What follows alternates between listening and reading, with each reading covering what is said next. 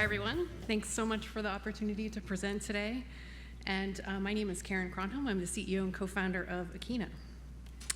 And so we all know that dermal fillers are wonderful products with beautiful results to smooth, plump, and soften. But there's one major challenge with filler products, and that is if we inject them accidentally into blood vessels, it can cause vascular occlusions and some pretty horrible complications, including blindness, skin necrosis, potentially even stroke. So while these complications aren't happening every day in practice, they're quite devastating for the patient as well as the injector when they do happen. And they're on the rise. So there's been a 5x increase in blindness recently reported. Also, vascular and neurological complications have doubled.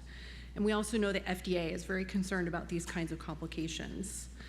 And why does this happen? Well, injectors know the anatomy, they're well trained, but our vessels are just inherently in different locations since we're all individuals. So even the most experienced injectors can have these kinds of problems with vascular occlusion. And this is where we come in. So at Akeyna, we've developed a unique smart needle to detect blood vessels. We have a light-based sensor that's embedded in the needle tip, and our algorithm interprets that sensor data to create an indicator flashing light to let you know whether or not you're in a blood vessel. It's designed to be sterile and affordable and a consumable product. And it's very easy to use. You would use it just like you would any other needle. It comes with a standard Lurlock connection, so you can just fasten it on to any typical syringe that you would use, so it's fully integrated into the clinical workflow. And a little bit more about how this works. So when the needle tip is in the tissue surrounding blood vessels, our indicator light is green. When the needle tip traverses into a blood vessel, it turns to flashing red. So we're providing information to the injector to help them decide whether or not they're good to inject their filler. We use a light-based technology to uniquely identify blood vessels. And what you're looking at here is the raw data from our sensor that's embedded at the needle tip. We have a very clear signature when we enter a blood vessel, and we're not asking the user to interpret this. Our algorithm does that for them to create that flashing light. And we've done a lot of testing in animal and preclinical models, so this is accurate and precise. We've also done quite a bit of market research, and we spoke to injectors. 92% of them said that they would purchase our product and are very interested in it. They also noted that these vascular complications are some of their worst nightmares, and they lose sleep at night because of them. They also noted that they could see our product becoming standard of care and a must-use product for them in their practice. We also spoke to existing dermal filler patients, and 89% of them said that they would pay more for our product on top of the cost of their filler procedure.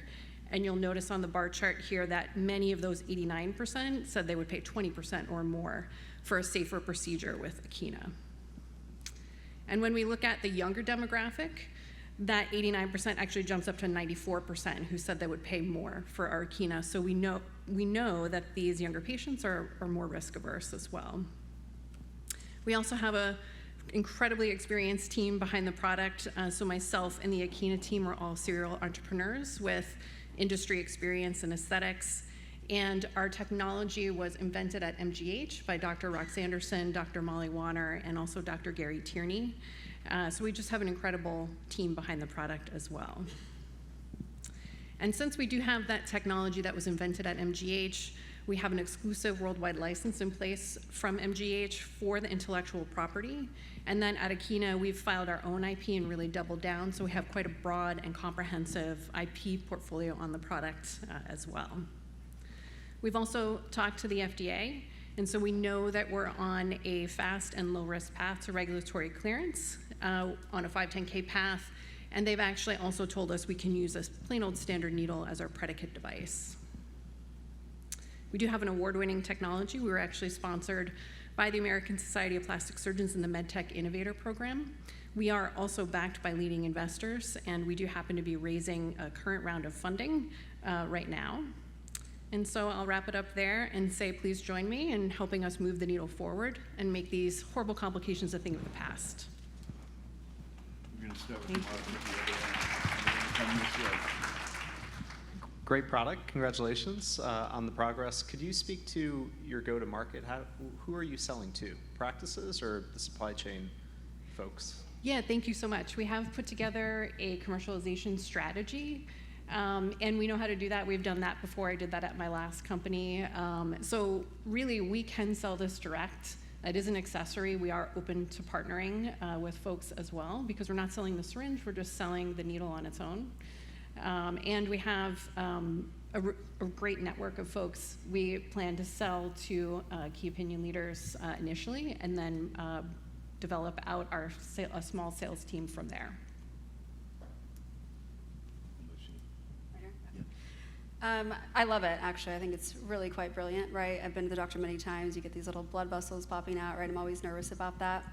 So you talk about here, though, that patients are willing to pay more for this device. Are you going to just be integrating this into the cost of the price, or is this going to be like an upsell to the patient, right? And will they always know that this device is on, and why, and just in that?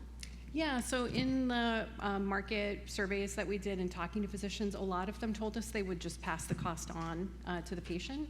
Some of them told us that they would want to have a discussion and saw it as a competitive advantage for them to use this product in their practice and help patients feel safe, especially where patients may voice some concerns over complications and the risks associated with filler. Thanks for presenting, Karen. I think it's a really interesting product, and I love the patient safety angle of it. Whenever we look at companies that are selling something with a patient safety value proposition, we generally like to understand how real and big of an issue is this for providers. So do you have a sense of how frequently is vascular occlusion happening, right, for the average provider? And when it does happen, how does that economically impact the practice in terms of fallout? Because I think then you can use that data to kind of back into an ROI analysis when selling the products, right? So I'm curious if you have any of those perspectives. Yeah, so the vascular occlusion rates are 3 in 1,000. That's what we've found in the literature. Again, it's not happening every day, but when it does happen, it's just devastating. So I think it's that fear, that worst nightmare scenario where this keeps physicians up at night, not wanting to just ever have this happen to them even once. So they're worried about their reputations, the impact on their practice, et cetera. So I think that's a main motivator. One of the other things that we've heard in our interviews with dermatologists, for instance, is that they tend to stay away from injecting filler because they don't want to deal with the complications or aren't quite prepared to do so. So it could also open up the marketplace, bring in more patients who may have concerns, or also more injectors who would otherwise stay away from doing injections. Is there a way to quantify the impact when it does happen, like dollar amount that the average provider has to spend in fixing it, or kind of like reputational damage? Because that would be really definitely thousands. Okay. It could potentially open up lawsuits, and that could be in the millions. So. Okay. Karen, it's elegantly simple. It's a beautiful way to address a very complicated and catastrophic problem when it happens. And I guess my question is a little bit of an expansion of the prior ones. Is this sort of impeding the margin of the clinics by sort of having, if they can't pass on that 10%, or is it a multiplier to their filler business? Yeah, so we like to think of it as something that can help them grow their business. So we're keeping this at a very low cost, so it's very reasonable. We want to keep it below 10% of the cost of a filler procedure, so a very marginal increase. But again, we think of it as something that could also help them expand their practice as well. Just one more thing to add on to that. Why wouldn't you just go into the clinics and just this is right into their price cost, right? Instead of having to upsell a client on a vascular inclusion, right? Yeah. So, it's a great point, and I think that's why we heard a lot of physicians just say, "Oh, that's all you're charging? I could just incorporate this into the practice, not a problem." Yeah, I like that a lot. Yeah. Thank you, Karen. Great, thank you so much. Thank you very much. Thanks.